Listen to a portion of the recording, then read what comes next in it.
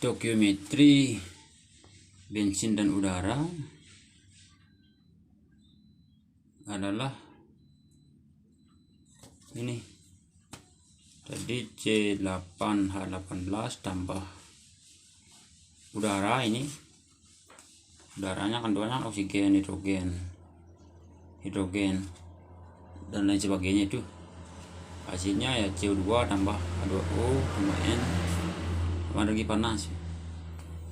Dan C8H18 tadi ini 12,5. Di 12,5 kali udaranya, ini udaranya oksigen sekian, hidrogen sekian dan lain-lain. Ini nanti reaksi kimianya 8 CO2 9 H2O tambah 12,5 kali 3,77 N2 dan seterusnya. Kalau gram itu gram bensin rantai hidrokarbon ini, gram C818 berarti mol kali mr ini. Kalau atom relatif karbon 12, atom relatif hidrogen 1, berarti 1 ini 1 mol, 1 kali 8 kali ini sama ini sama dengan ini ya, 114 gram. Dan gram udara, ini gram udara mol kali mr udara ini, air nitrogen 14, atom relatif oksigen 16 ya, air nitrogen 14, oksigen 16, berarti molnya ini kan 12 ini 12,5. dan ini dibagi dulu biar jadi 1 karena hasilnya ini biar mau 12,5 dari 1 bagi ini 1. Kalau ini bagi nanti hasilnya 3,77 ini, berarti gram udara mol kali mr ini. Jadi molnya 12,5 kali 2 karena oksigennya 2 ini 2 kali airnya 12 ini. Untuk oksigennya ini mol kali mr nya. Kemudian untuk nitrogen dan lain sebagainya ini karena yang sedikit-sedikit diabaikan saja. Ini 12,5 kali 3,77 kali 2 kali 14 400 tambah 1300 19,5 1719,5. Nah berarti udara dibanding bensin ini 1319,5 gram banding 114 gram, 15 banding 1, sekitar 15 banding 1. Ternyata airnya itu yang paling sempurna pembakarannya 14,7 banding 1 air pil rasionya ini, karena keadaan atmosfernya itu berbeda-beda. Ternyata ini yang paling bagus. Kalau di bawah ini misalnya 14 banding 1, kelebihan bahan bakar mesinnya bisa berbet begitu, pembakaran gemuk ya, kelebihan bahan bakar. Kalau misalnya di atas 15 ini 15,5 banding 1 itu bakaran kurus, kurang bahan bakar, kelebihan udara, knalpotnya bisa bunyi itu jedar-jedar begitu. Itu efeknya nih. Tapi nanti AFR yang dipakai standarnya 14,7 banding 1 itu. Nah, agar menghasilkan AFR ini dibuatlah karburator itu, ada karburator skep, ada karburator vakum. Kalau injeksi ya intinya sama juga agar AFR nya begini. Kalau karbu ya sama, cuma cara kerjanya agak beda begitu. Kalau yang karburator ini, karburator vakum kan ada vakumnya ini. Di sini vakum. Cara kerjanya ini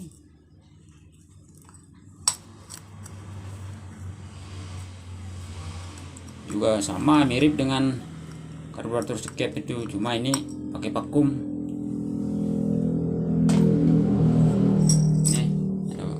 Ada vakumnya, ada bekasnya ini. Pakai vakum ini. Kalau yang skep itu nggak pakai begini. Kalau ini karburator vakum. Nah, cara kerjanya, mengapa vakum ini bisa terangkat naik gitu kan, sedangkan yang muternya cuma gasnya ini kok bisa naik? Karburator ini dibuat berdasarkan prinsip pipa Venturi. Pipa Venturi karena ada kevakuman dalam ruang mesin dan prinsip persamaan Bernoulli. Nah, ini kan ruang vakum pipa Venturinya nih. Ini karbunya umpamakan begini. Ini kan, nih. Ini moncongnya yang di udara luarnya. Kalau pipa Venturi itu yang ini, kalau ada pipa Venturi seperti ini, kalau di karbunya ini kan pakai pipa Venturi kan. Ini ternyata debit di satu ini sama dengan debit di sini, sama dengan debit sini. Kalau debit di satu dari satu itu adalah luas permukaan satu kali kecepatan udara di daerah ini. Dan keduanya juga begitu, ketiga begitu. Karena Q1 sama dengan Q2 sama dengan Q3. Berarti kan A1 P1 ini sama dengan A2 P2. Sehingga A1 per P2, P2 per P1. Karena ini lebih besar daripada ini, kan luasannya lebih besar ini daripada di sini. Sehingga P2-nya ini juga lebih besar daripada P1, artinya ini lebih cepat udara yang mengalir sini, seret begitu daripada sini. Nah, menurut persamaan Bernoulli ini bahwa tekanan di P1 tambah setengah rho tambah ini konstan, sehingga P1 kurang P2 nanti setengah rho kali ini. Kemudian P2 nya ini kan lebih besar daripada ini, daripada P1, sehingga ini nilainya positif. Karena ini nilainya positif berarti P1 nya kan lebih besar daripada P2, artinya tekanannya nanti yang di karbunya ini lebih rendah gitu. Intinya kalau kecepatan udara yang mengalir itu lebih tinggi, berarti tekanannya akan lebih rendah gitu. Berdasarkan persamaan ini dan berdasarkan pipa ini, pipa Venturinya ini. Nah, dasar pembuatan karburator itu kan mengikuti persamaannya ini untuk menentukannya dan pipa Venturinya ini. Nah, kalau di karburatornya ini kan luasannya lebih besar ini daripada yang di dalamnya ini, yang di dalam ininya. Sehingga kecepatannya di sini lebih besar, di sini lebih besar daripada yang di sini.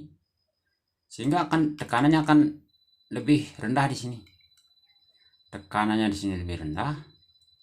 Sedangkan di atmosfer ini tekanannya lebih tinggi. 1 atmosfer itu 10,5 Pascal. Kemudian di sini jauh lebih kecil daripada itu. Sehingga udara itu akan mengalir dari tekanan tinggi menuju tekanan rendah. Jadilah angin gitu. Angin itu kan udara yang bergerak dari tekanan tinggi menuju tekanan rendah. Kalau air mengalir dari tempat yang tinggi ke tempat yang rendah. Nah, ketika dia masuk ke sini, tekanan di sini rendah. Kemudian yang di mangkoknya ini kan dihubungkan dengan udara luar ini. Ini menuju ke dalam ini. Sehingga tekanan di dalamnya ini, di dalam mangkoknya ini juga 1 atmosfer begitu. 1 atm 10,5 Pascal, sehingga tekanannya lebih tinggi. Kalau yang di mangkoknya ini, tekanannya kan ini kan dihubungkan dengan udara luar ini menuju sini, ada lubang sini.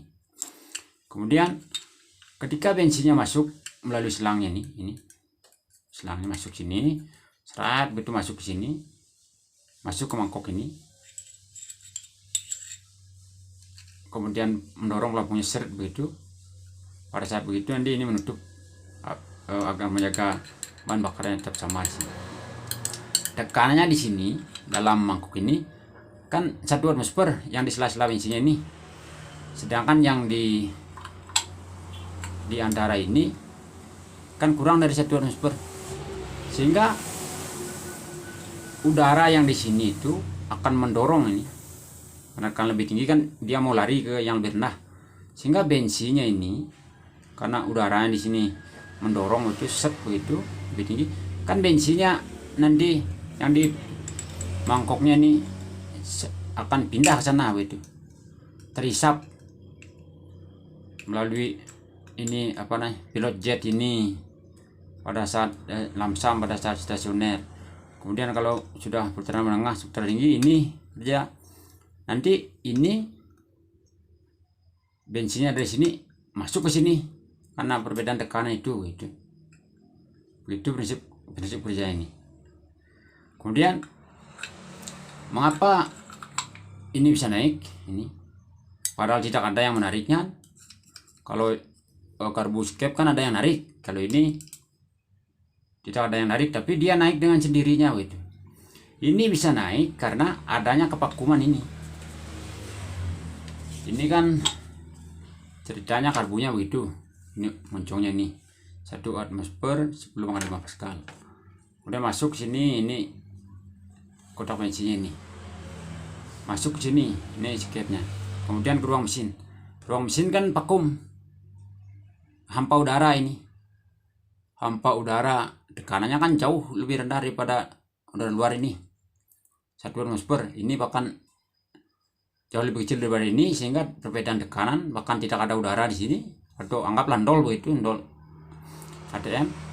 Nanti udaranya kan ngalir ya seret begitu di sini, tekanan rendah, ini naik ke sini, ini masuk ke sini seret begitu. Akhirnya masuk dia ke ini, ke ruang pembakarannya ini. Masuk ruang pembakaran, campurannya harus memenuhi standar AFR tadi. Nah, karbu inilah yang dibuat agar campuran ini mau memenuhi AFR tadi. Kemudian ini karena karbunya ini ada bagi-bagiannya ini. Kalau yang masalah ini kan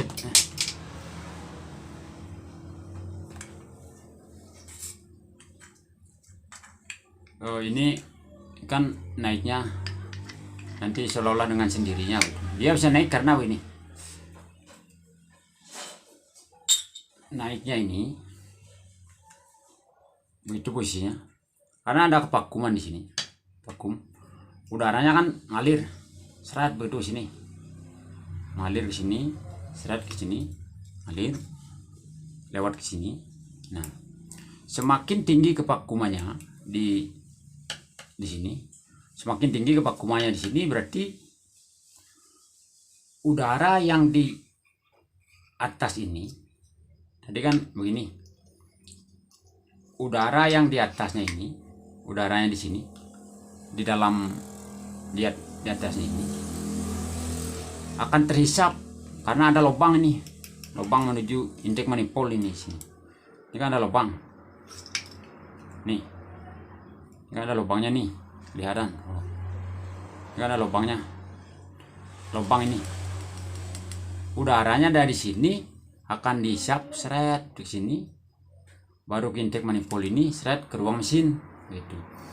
Sehingga tekanan udara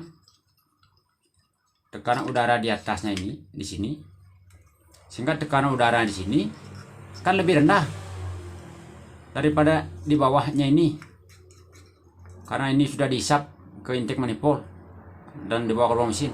Tekanannya lebih rendah, di sini lebih tinggi. Ini kan salurannya ke saringan udara, sehingga ini akan naik seret begitu. Berarti gasnya kan naik ini, karena dia ini tekanannya yang di bawah, vakumnya ini lebih besar daripada yang di atasnya. Di atas sudah dihisap, berarti kan dia naik, dia seret begitu, dia akan naik, sehingga vakum ini akan naik gitu, seret gitu. Sama seperti halnya ngegas itu. Kalau cekep gas ya pakai tali gasnya itu sama cekepnya. Kalau ini kevakumannya, kevakuman di sini semakin tinggi, kevakuman terangkannya semakin tinggi begitu. Kalau gas misalnya seret begitu, gas seret. digas, berarti kan ini ruangnya yang terbuka ini lebih lebar, lebih banyak udara yang masuk sini, seret begitu. Banyak udara yang masuk, bahan bakarnya harus banyak juga agar memenuhi FR, sehingga masuklah udara ke sini, seret begitu.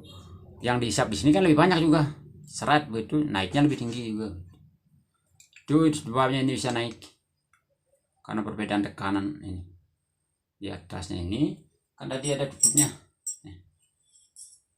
ada tutupnya ini,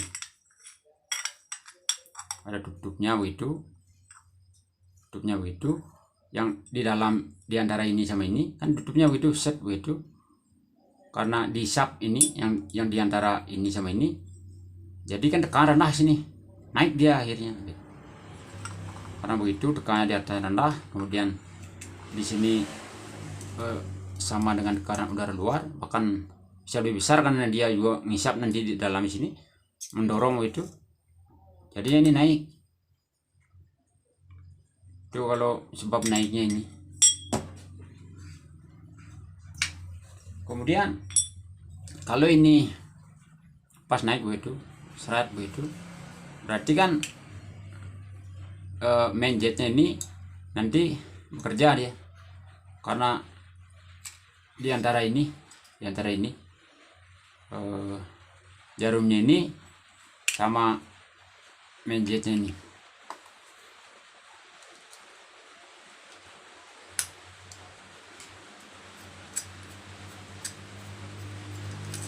Karena begitu awalnya kan begitu.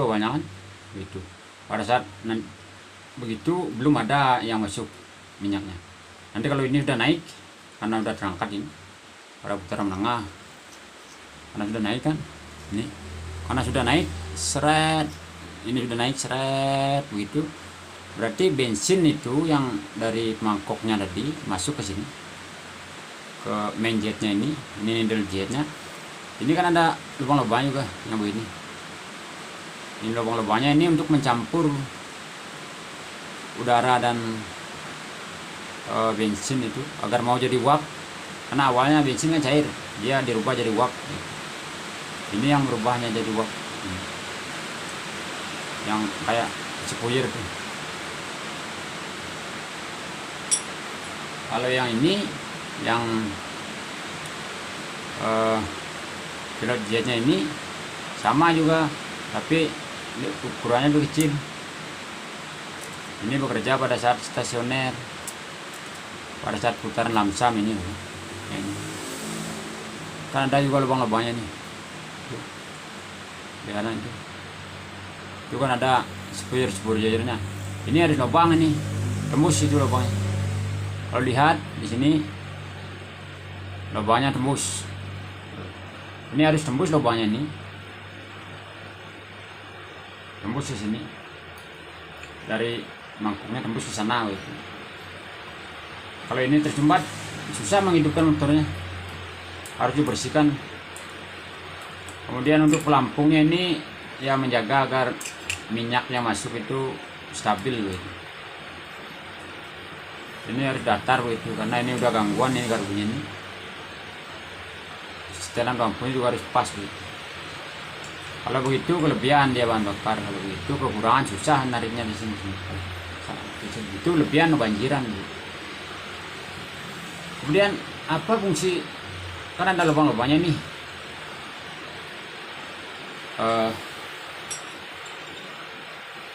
Kemudian yang ini di sini begitu. Kemudian yang ini cuk, ini cuk itu. Ini cuk otomatis. Ini ada kabel hitam, ada kabel hijau garis merah sini. Pokoknya kabel hijau di sini. Ini yang hitam ke kontak ini. Yang ini ke CDI ini. Satunya. Ketika kunci kontaknya on begitu, on. Kan ada listriknya mengalir di sini. Seret begitu mengalir. Pada saat on mulai standby di sini, tapi dia belum berfungsi. Ketika dihidupkan, nanti ini akan bekerja. Di sini ada jarumnya di ujungnya sini. Ini karena mendapat arus listrik, arus listrik itu mengeluarkan energi panas. Kalau W itu sama dengan P kali I kali Q, berarti P-nya adalah tegangan 12 volt, kemudian I-nya adalah arus yang melewati ini, T-nya adalah waktu. Dalam jangka waktu sekian detik begitu, misalnya 15 detik setelah motornya hidup, nanti bekerjalah ini gitu, akan menghasilkan energi panas W itu sebesar sekian joule begitu, sehingga mendorong jarumnya di sini, mendorong jarumnya karena ada bahan thermowak namanya di sini, yang bahan kalau dipanaskan bisa memuai begitu, sehingga ini akan terdorong.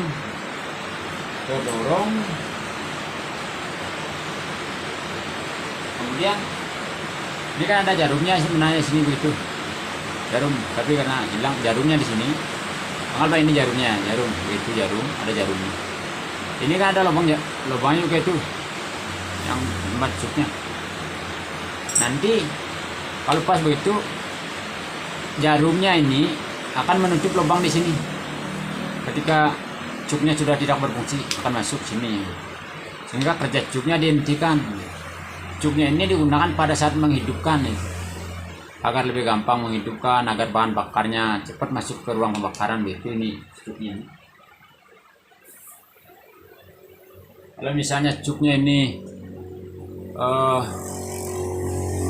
tidak berfungsi, ini nanti akan ada jarum di sini, tapi jarum kecil ukuran sekian, begitu sama pegas kecil.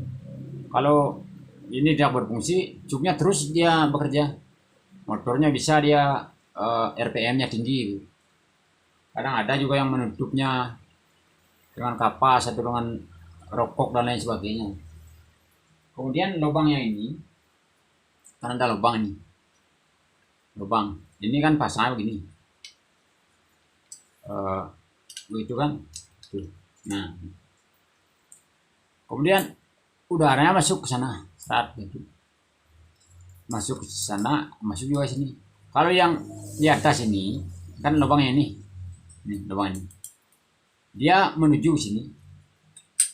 Lubang yang di sini, serat menuju ke sini, baru dia masuk kemudian ke sini, ini masuk ke sini, masuk ke dalam ini, baru dia masuk ke sini, gitu.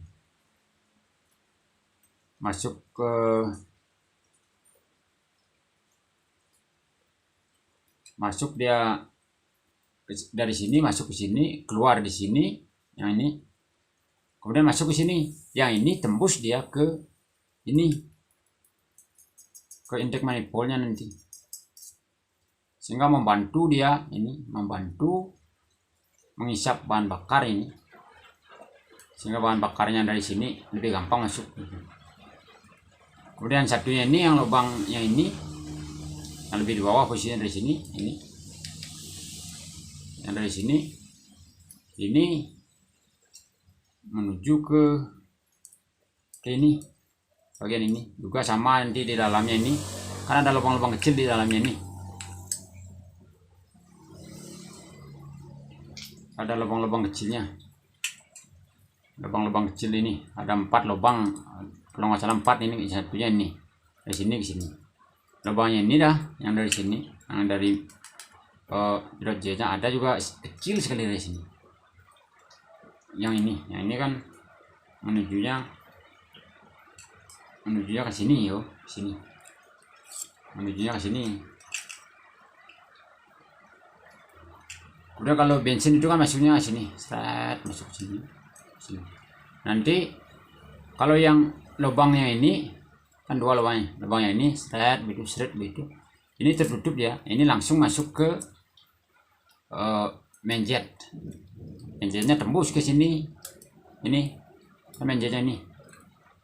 Nanti kemudian vakumnya ini, vakumnya di atasnya ini,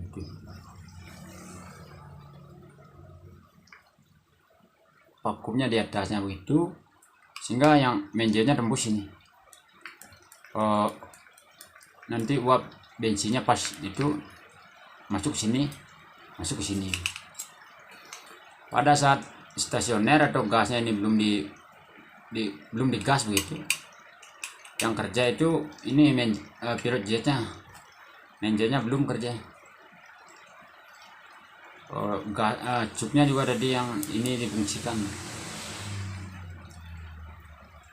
Ketika sudah stabil, cupnya ditutup. Kemudian di sini juga ada lubang, kan ada lubang, ada 2 lubang. Kalau yang ini, lubangnya ini masuk kan dari sini, dari saluran udara seret gitu, masuk ke sini, masuk ini, tembus di sini, masuk ke sini, dan masuk ke sini, masuk ke main jetnya, baru langsung ke sini.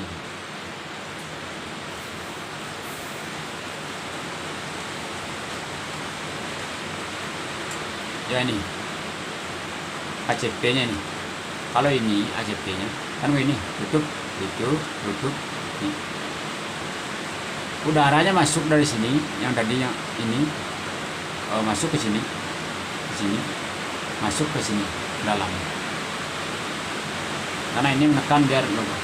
Ketika putarannya tinggi, ini ada lubang dari sini.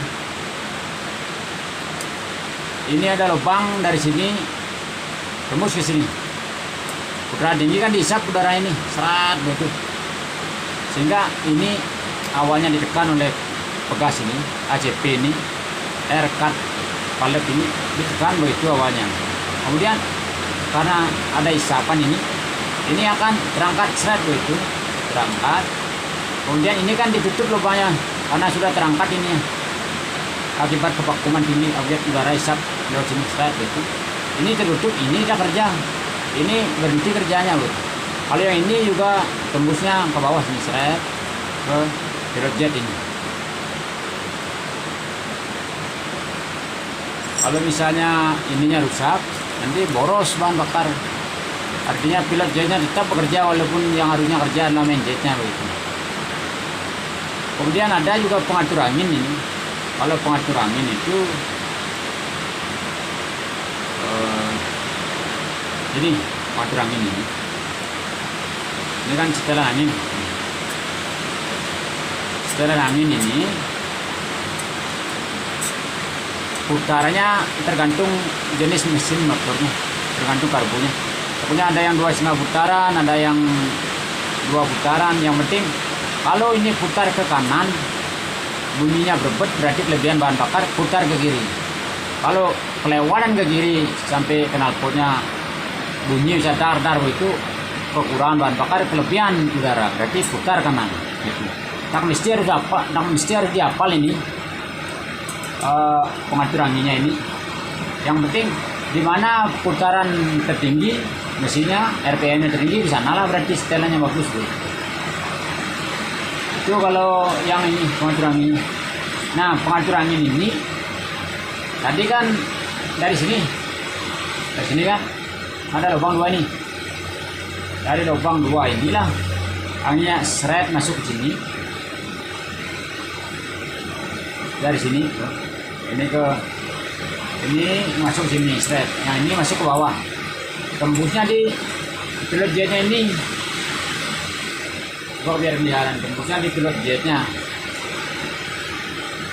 Nanti dari pilot jetnya inilah tembus ke sini, Dari pilot jet itu yang pengatur anginnya ini hubungannya ke sini, seret. Kemudian nanti tembusnya ke pilot jet, sama ini pengaturannya. Anginnya ke sini. Ini kan tembusnya ke sini, sama pilot jet hubungannya ini.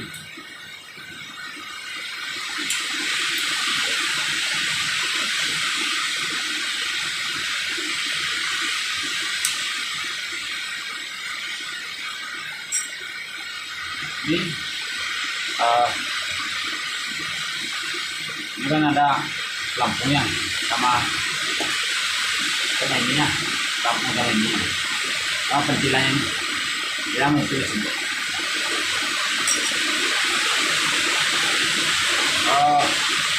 yang tadi yang ini, kalau yang ini sama ACP, KCP sini masuk ke sini ya.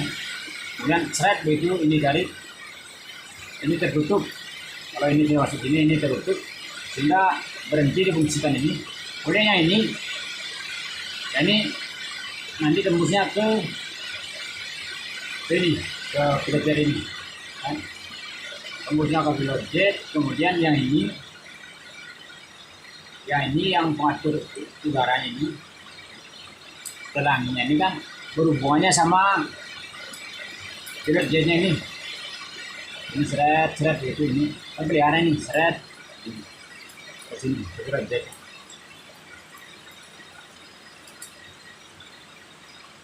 Ini berhubungan ke pilot jetnya. Kemudian yang lubangnya ini tadi kan sini, ini seret itu ke sini, tembus ke udara luar sehingga tekanan di dalam mangkoknya ini sama dengan tekanan dari luar karena dikeluarkan jalur ini agar tekanannya lebih tinggi daripada di dalam ini, dalam vakum tadi.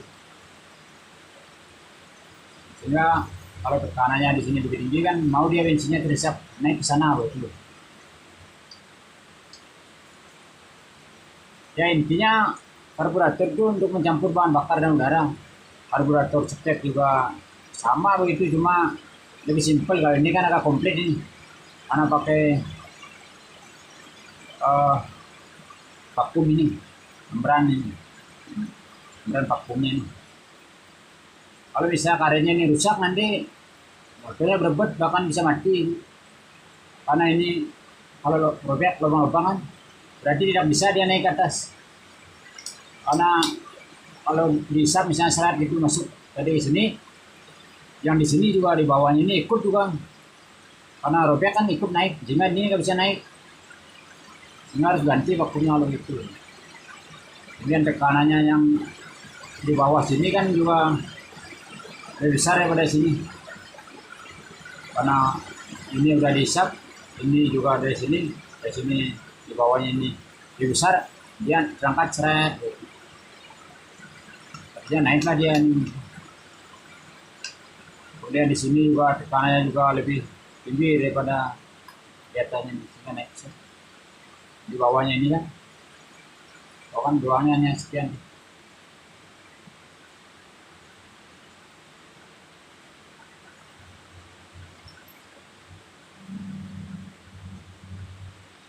Jika dia akan naik ini. Ya begitulah sedikit cara kerjanya ini, cara kerja karburator vakum ini. Ini memang lebih komplit ini, sehingga kesannya ini lebih rumit daripada karburator Cupra. Tapi pada dasarnya ya karbu itu kan sama juga untuk mencampur bahan, cuma ada yang lebih rumit, ada yang lebih simpel. Ceritanya ini akan agar menghasilkan pembakaran yang sempurna gitu. Tapi kalau misalnya dibuat yang simpel kayak karburator Supra kan yang penting pembakarannya bagus juga hasilnya tetap bagus. Kalau yang ini ini yang cukup ini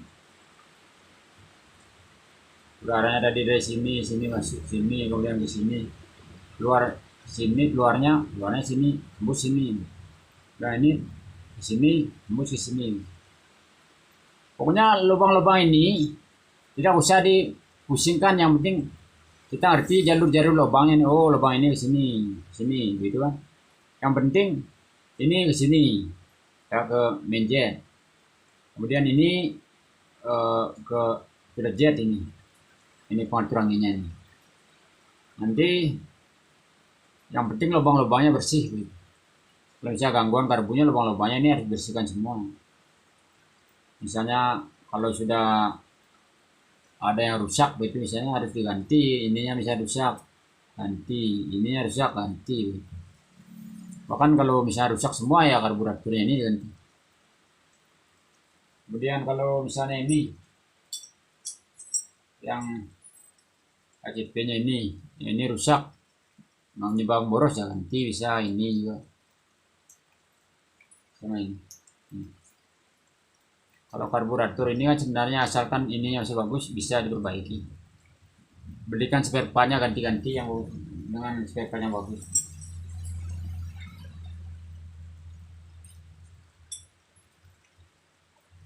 Ya, itu sedikit tentang cara kerja karburator vakum ini. Barangkali saya juga sekedar masih dalam proses lah untuk memahami lebih jauh mengenai karbu ini. Saya share video ini sepanjang pengalaman saya memperbaiki sepeda motor yang menggunakan karbu vakum ini. Sekalian berusaha memahami bagaimana cara karbu ini bekerja. Kalau misalnya yang sudah master di bidang permontiran ya mungkin sudah lebih tahu daripada saya.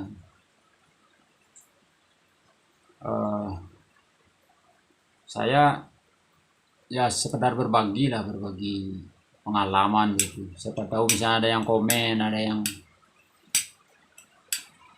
misalnya ada yang bertanya, itu juga saya persilakan sepanjang pengetahuan saya. Ya, jadi sekian dulu video sederhana dari saya. Saya ucapkan terima kasih kepada saudara-saudari sekalian yang telah menyimak video ini, menonton video ini dengan seksama mengenai cara kerja karbu, kemudian reaksi kimianya bagaimana. Jadi jangan lupa juga like, komen, dan subscribe, karena subscribe itu gratis. Tetap semangat dan tetap berkarya. Sampai jumpa lagi pada video selanjutnya. Terima kasih.